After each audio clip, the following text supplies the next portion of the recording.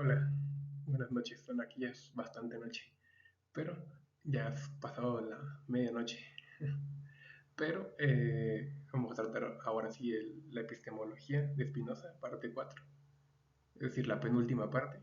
Y en esta parte vamos a tratar como tal la razón, que es este segundo género de conocimiento. Lo primero que hay que ver es cómo se relaciona con el conocimiento adecuado y, en este sentido, cómo se diferencia de la imaginación. Bueno, ya esta proposición la hemos revisado en la parte de la imaginación, es la 29. Sin embargo, posteriormente a todo esto la cajita que hicimos sobre la imaginación, viene después esta, digamos, clarificación sobre este nuevo género. Es decir, se empieza a introducir aquí como tal. Y nos dice Spinoza: digo expresamente que el alma no tiene ni de sí misma, ni de su cuerpo, ni de los cuerpos exteriores, un conocimiento adecuado, sino solo confuso y mutilado, cuantas veces percibe las cosas según el orden común de la naturaleza, esto es, siempre que determinada de un modo externo, a saber, según la fortuita presentación de las cosas, a considerar esto o aquello, es decir, aquí estamos hablando de la imaginación, ¿vale? Y no cuantas veces es determinada de un modo interno, a saber, en virtud de la consideración de muchas cosas a la vez, a entender sus concordancias, diferencias y oposiciones, pues siempre que está internamente dispuesta de este modo o de otro, entonces considera las cosas clara y distintamente. Entonces, la primera cuestión aquí a notar es que si es una determinación externa al sujeto, se considera fortuito, se considera que no es claro y distinto, ¿no? Sin embargo, si la determinación es interna, se considera que es claro y distinto, ¿vale? Y se considera que estamos teniendo un conocimiento adecuado. Y otra cosa importante a notar es que considera, digamos, o contrasta lo que es concordante, lo diferente y las oposiciones. Esa es otra parte muy importante eh, que compete a la razón, ¿vale? Ahora, el otro aspecto interesante es qué rayos es esa determinación interna, qué exactamente puede ser eso, porque pues obviamente entendemos que se refiere a que es relativo al sujeto, en este caso al conjunto eh, bueno, este sujeto que ya sea que se le vea desde la extensión, el atributo de la extensión, o el de percibo desde el atributo del pensamiento, ¿no? Sin embargo, una cosa que podríamos decir que tiene que ver con esta determinación interna, tiene que ver con una cuestión que vimos cuando vimos lo de la extensión y el pensamiento justamente, ¿no? Y es que había una correlación entre cuerpos cada vez más complejos y obviamente su correlativo en el atributo del pensamiento con la capacidad de tener presentes cada vez más y más y más ideas y poder relacionar más y más cosas más complejas, ¿no? Es decir, que si hay un aumento de la potencia a nivel del cuerpo o a nivel de la extensión, debe haber igual un aumento en la potencia a nivel del atributo del pensamiento. Y eso es algo muy, muy importante y que podría estar relacionado con esto que llamamos con la determinación interna mayor, ¿no? O esa determinación interna estaría relacionado a esto, al parecer. Y la otra cuestión interesante es que al no, a pesar de que parece un poco, digamos, no satisfactorio, a lo mejor tampoco lo explico a Spinoza porque es una de las hipótesis que es la misma facultad cognitiva, tanto de la imaginación como la de la razón. La cuestión más bien radica en cómo se emplea, ¿no? Si más bien la empleamos para simplemente este aspecto fortuito o si lo hacemos para comparar sistemáticamente estas cosas que son concordantes, diferentes y oposiciones, ¿no? Es decir, en esencia sí es un proceso de análisis y síntesis sistematizado. Si es así, entonces eh, pues no va a ser fortuita el análisis y la síntesis de, eh, de las interacciones del cuerpo con los otros cuerpos, ¿no? Al contrario, va, vamos a poder revelar más cosas de una manera más clara y distinta, ¿no? Está interesante porque también permite no suponer que la imaginación y la razón están disociadas, ¿no? Sino al contrario, que es la misma facultad nada más que una facultad sistematizada en el proceso de análisis y de síntesis. Y esto puede entenderse en sentido de lo que va a llamar Spinoza nociones comunes, o sea, que nos va a permitir apreciar esto que dice nociones comunes e ideas adecuadas a las propiedades de las cosas. Pero vamos a ver específicamente ahorita qué es eso de la noción común, ¿vale? Es decir, esta idea nos debe de decir qué exactamente es lo que se obtiene al hacer estos contrastes sistemáticos de nuestras relaciones entre nuestro cuerpo y otros cuerpos, ¿no? ¿Cómo es que esto sistematiza y nos permite tener un conocimiento, a pesar de que técnicamente es la misma facultad cognitiva que la imaginación? O sea, no son diferentes, pero que no son diferentes, como rayos, o sea, como rayos, una, bueno, decimos que por el aspecto sistemático, pero entonces, ¿en qué sentido difiere, no? Este contenido del otro. Y lo primero que hay que notar es que la idea de noción común no es algo que haya llegado Spinoza y dijo, me lo voy a inventar, ¿saben? No, al contrario, ya tiene una larga historia, ¿no? Entre ellos encontramos eh, que Aristóteles era de los primeros que empezó a usar esta cuestión, ¿no? Y lo identificaba con esta idea de axiomas, que son en realidad conceptos compartidos por todos los seres humanos, ¿no? Otros lo usaron también, desde Cicerón,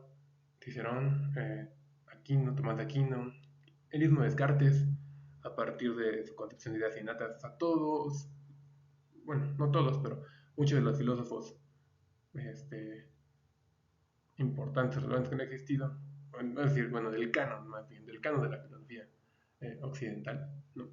Usaron este concepto, solamente que entendido de manera diferente, ¿no? O sea, no le dan el mismo uso que Spinoza. Eso hay que entenderlo. De hecho, en la ética no recuerdo exactamente ahorita dónde uno puede encontrar que contrasta estos conceptos bueno, su concepto con los de Aristóteles, o que al menos lo tiene el Tomás de Aquino, etcétera, los tiene presentes y los contrasta con el suyo, sin mencionar nombres, por eso es difícil encontrar la cita. Pero ahorita no me acuerdo exactamente en qué parte está. Si luego me acuerdo, se las pongo abajo. Ahora, ¿en qué sentido lo cambia? Bueno, lo cambia en sentido de que para él las nociones comunes no van a ser relativos al ser humano o a la mente humana, como por ejemplo en Aristóteles, sino lo central de ellos va a estar en el sentido de que son comunes a los objetos. Es decir, es una caracterización objetiva de, no desde el polo del sujeto. Lo cual no quiere decir que no sean compartidas en ese polo subjetivo, ¿no? En este polo del sujeto, más bien. Pero la determinación esencial es que van referidas al objeto y es lo que es común al objeto. Por supuesto, aprendido por, por un intelecto, ajá, pero son del objeto. Para que sea una noción común, nos dice Spinoza, que debe ser universal a todas las cosas. Debe ser compartido por un tipo de cosas que se afectan mutuamente y deben aplicar a la parte como al todo. Esto lo explican unas proposiciones de la ética que dicen así, ¿vale? Dice, aquello que es común a todas las cosas y que está igualmente en la parte que en el todo, no puede ser concebido sino adecuadamente, ¿ok? Aquí ya tenemos la caracterización de la parte como en el todo y común a todas las cosas. Ajá, es decir, es universal y es tanto en la parte como en el todo de esas cosas que, que comparten algo común, en este caso, la noción común, ¿no?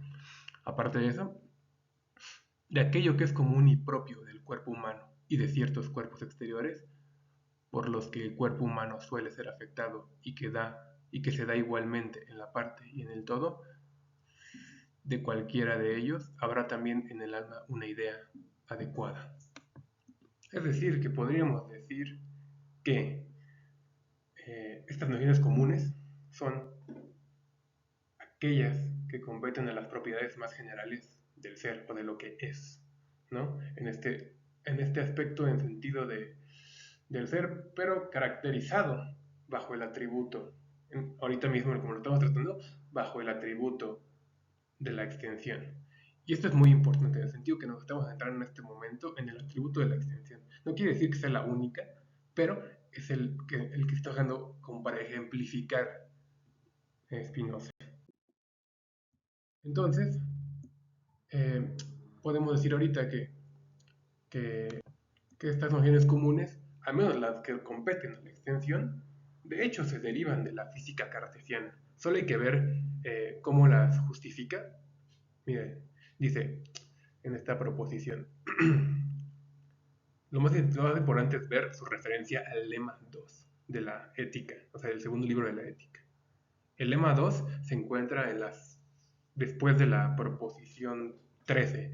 Es que el segundo libro de la ética tiene una curiosa organización donde hay definiciones al inicio y así, y luego posteriormente de repente surgen unos axiomas y unos lemas relativos a la física cartesiana eh, después de la proposición 13. Es un poco extraña la organización, pero así está, ¿ok? Bueno, dice, aquello que es común a todas las cosas, acerca de esto, véase anteriormente el lema 2, lo que les decía, y que está igualmente en la parte y en el todo, no constituye la esencia de ninguna cosa singular, ¿ok? Que es lo que hayamos visto de las nociones comunes, sino que no es algo particular, sino que es algo común a los particulares, ¿ok? Ahora, lo importante es ver aquí el lema 2. ¿Qué dice el lema 2? Bueno, empieza con esto. Dice, todos los cuerpos convienen en ciertas cosas. ¿Ok? A todos los cuerpos tienen por común ciertas cosas. Demostración. En efecto, todos los cuerpos convienen en el hecho de que implican el concepto de un solo mismo atributo. Ahora, ¿cuál es ese atributo? Pues la extensión. ¿Ok? Además, nos dice en que pueden moverse más lenta o más rápidamente y en términos absolutos en que pueden moverse o estar en reposo. Esos no los puse aquí, pero competen a los axiomas de esa sección, ¿ok? Que son relativos a los cuerpos, son relativos a la extensión. Entonces, de alguna forma, de manera muy interesante, Spinoza está presuponiendo la física cartesiana en su sistema. Bueno, en este aspecto epistemológico de las nociones comunes, lo cual nos deja algo muy interesante que ahorita vamos a tratar, ¿ok? Lo importante es ver aquí que es el enlace de estas nociones comunes, ¿ok? Y en sentido de que son dependientes, en este caso, de los aspectos comunes a la extensión marcados por la física cartesiana, ¿ok? Y lo importante no es que sea la física cartesiana, ¿ok? Lo importante aquí en la noción común es el hecho de que son los aspectos comunes a los cuerpos extensos, ¿ok? Eso es lo importante aquí, solo para clarificar.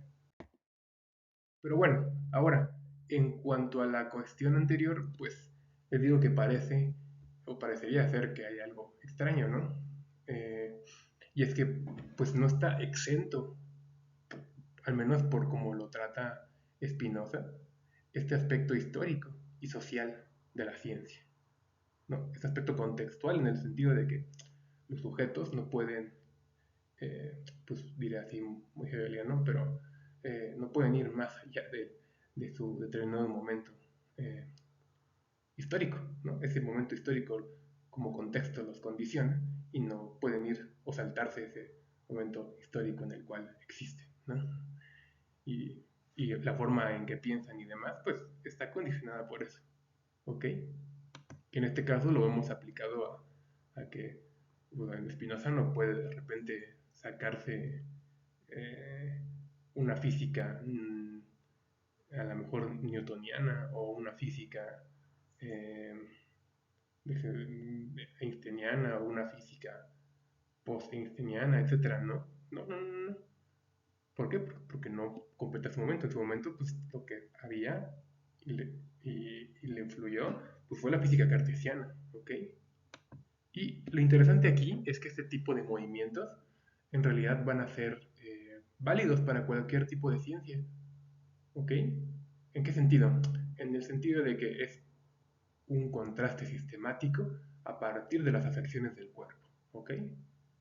Eso es lo interesante y descifrar lo que es común a, en esos dominios particulares respecto de nuestro cuerpo, ¿ok?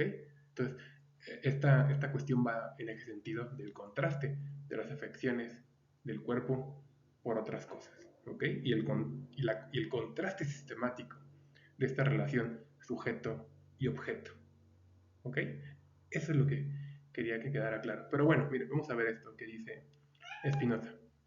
Digo que esto queda muy claro cómo lo traspasa, o así, lo pasa a otras consideraciones científicas. Miren, supóngase ahora que el cuerpo humano es afectado por un cuerpo exterior en virtud de aquello que tiene en común con él, es decir, en virtud de una propiedad en general, así en abstracto.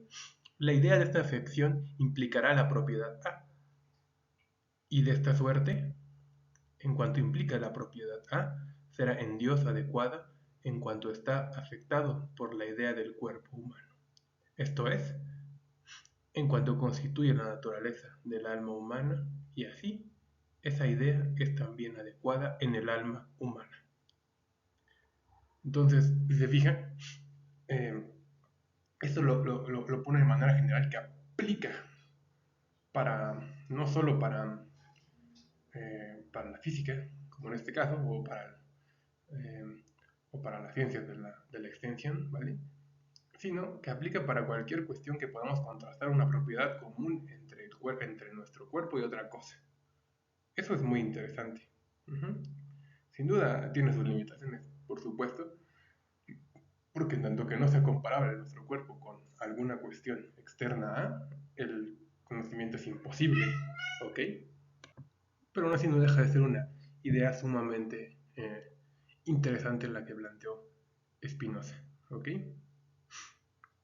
Ahora vamos a ver qué se puede concluir de manera general sobre esto, ¿ok? A mí me encanta esta cita de Renz, me parece que es pertinente por completo, entonces la voy a citar en extenso. Ujú. Dice, hence, an important insight behind Spinoza's doctrine of the common notions is the contention that scientific theories and methods can play a crucial role in the realization of our rational capacities. This is not to say that the usefulness of science is restricted to the development of new theories. Its greatest value rather lies in the fact that it raises the perspicuity of self-reflection. ¿Ok? Entonces, nos permite ser sujetos cada vez más autorreflexivos. ¿Ok? Eso es algo muy importante. Y otra cosa, en el sentido de que está afectada históricamente. Uh-huh. Estás con estos aspectos que ayudan a formar nociones comunes. Departing from the causal understanding of the properties that we share with other objects, we not only get a better understanding of the things outside us, but we can better reflect upon our own existence. Es decir, no tiene un valor existencial, tiene un valor pragmático. In the most paradigmatic case, the case on which Spinoza develops his doctrine of the common notions, what we come to know first is our existence as a physical body. But we can also employ our notions of human bodies, feeling subjects, or political bodies to reflect upon our existence as human bodies, feeling subjects, or members of a political community In doing so, we will not just engage in introspection, but in applying the explanatory properties spelled out in scientific theories to ourselves, and we may develop a causal understanding of the contents of our minds that might turn out to be more efficient in improving our lives. Lo cual es genial. ¿Por qué? Porque está considerando ese aspecto, esa dimensión ética, ¿no? Esa dimensión de la acción, que para Spinoza es fundamental y que el conocimiento tiene un valor para esa cuestión. Como decimos, el conocimiento aumenta la potencia de los sujetos, la potencia de obrar.